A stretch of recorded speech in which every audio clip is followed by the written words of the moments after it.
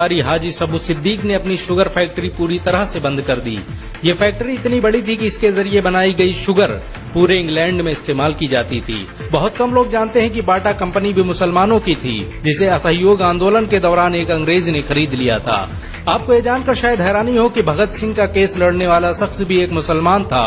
Barrister Asif Ali ने भगत सिंह का case तब लड़ा जब कोई भी भगत सिंह का साथ देने को तैयार नहीं था। इंकलाब जिंदाबाद का नारा देने वाले हसरत मोहानी भी एक मुसलमान थे। उन्होंने ही भारत की आजादी की रूपरेखा तैयार की थी। इतिहासकारों के मुताबिक 1857 में होने वाले विद्रोह में 50,000 उलमाओं को फांसी दी गई और लाखों मुसलमान सरेआम कत्ल कर दिए गए। 1857 में दिल्ली से लेकर कलकत्ता की रोड पर ऐसा कोई पेड़ नहीं था जिस पर मुस्लिम उलमाओं की लाशें न टंगी हो। मुसलमानों ने ही भारत की आजादी के लिए पहली जंग लड़ी। मैसूर के सुल्तान हैदर अली और उसके बेटी टीपू भारत की आजादी के लिए शहीद होने वाले पहले शासक थे।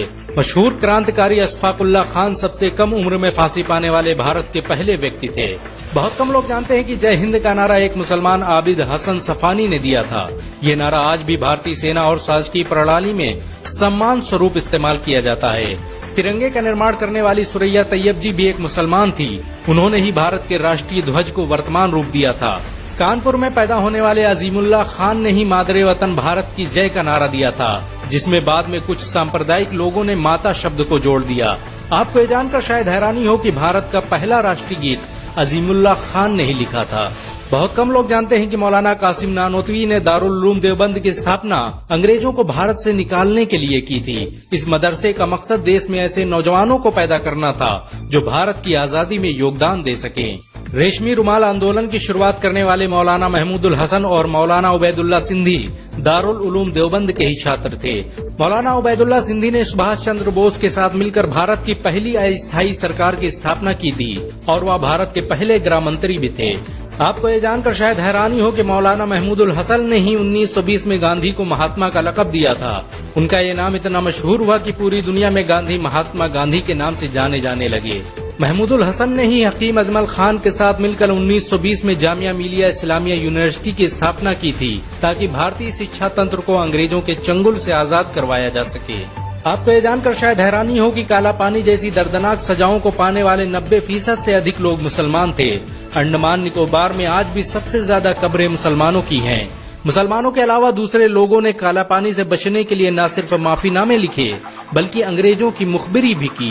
मुसलमानों ने ही अंग्रेजों के खिलाफ सबसे पहले हथियार उठाए। 1772 में शाह अब्दुल अजीज ने अंग्रेजों के खिलाफ फतवा देते हुए ऐलान किया कि अंग्रेजों की गुलामी हराम है और हर मुसलमान पर फर्ज है कि वो अपने मुल्क और देश की आजादी के लिए खुद को कुर्बान कर दे।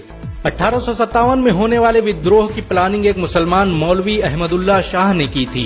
वो भारत के अकेले इंसान थे जिन पर अंग्रेजों ने 50,000 रुपए का इनाम रखा था। यह रकम इतनी बड़ी थी कि राजा जगन्नाथ ने पैसों की लालच में आकर अहमदुल्ला शाह की मुखबरी कर दी और अंग्रेजों ने उन्हें शहीद कर दिया। बहुत कम लोग जानते हैं कि 1857 में शहीद होने वाले 90% लोग मुसलमान थे। जालियांवाला बाग में जनरल डायर की गोलियों का निशाना बनने वाले अधिकतर लोग भी मुसलमान थे। भारत की आजादी का नेतृत्व करने वाले संगठन इंडियन नेशनल कांग्रेस के 9 से अधिक प्रेसिडेंट मुसलमान रहे। गांधी जी ने अफ्रीका में जहां वकालत की पढ़ाई की, वो कॉलेज भी एक भारतीय मुसलमान का था और वह जब भारत में आए तो उन्होंने आजादी के लिए अली ब्रदर्स के साथ काम करना शुरू किया, जो कि मुसलमान थे। बहुत कम लोग जानते हैं कि 1921 में केरल के मुसलमानों द्वारा अंग्रेजों के खिलाफ लड़ी गई जंग में 3000 से अधिक मुसलमान शहीद हुए थे और 50,000 मुसलमानों को जेल में कैद कर दिया गया था। ये आंदोलन मोपला मुस्लिम आंदोलन के नाम से जाना जाता है। 1942 में शुरू हुए भारत छोड़ो आंदोलन की रूपरेखा मौलाना अबुल कलाम आजाद ने तैयार की थी। संविधान निर्माता डॉक्टर भीमराव अम्बेडकर को पहचान दिलाने में मुसलमानों का बड़ा योगदान रहा है। 1946 में जब भीमराव अम्बेडकर दलित होने की वजह से इलेक्शन हार गए तो बंगाल मुस्लिम लीग ने उन्हें मुस्लिम इलाके से इलेक्शन लड़ने की दावत दी। इस तरह भीमराव अम्बेडकर संविधान सभा का हिस्सा बन सके।